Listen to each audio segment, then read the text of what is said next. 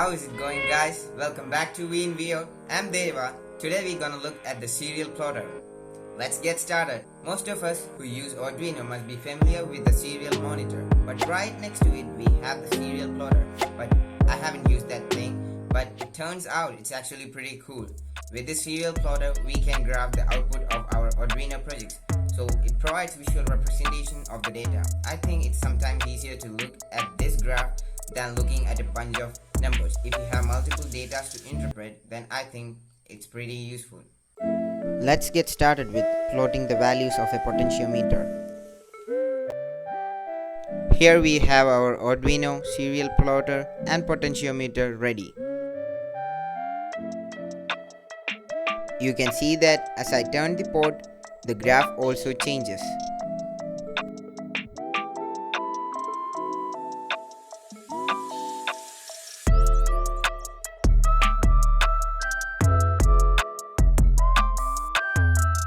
Connect the 5 volts and ground to the potentiometer and the output pin to any of the analog pins. Now we are plotting the graph of an LDR. When I turn on or off the torch, the graph varies accordingly. As I said, we can also compare multiple datas. So here I have added an LDR, light dependent resistor, with a potentiometer.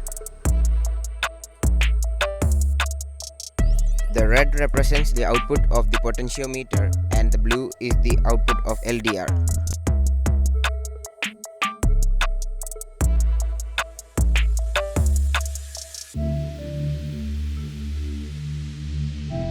The codes are pretty simple. I'll give a link to it in the description. The new Arduino IDE have so many features. If we have multiple variables, then we can enable or disable the variables by checking the box next to the variable name. And that is too clean. And that's it. Thanks for watching. Hope you have learned something new. And if you haven't already subscribed, click that subscribe button. See you next time.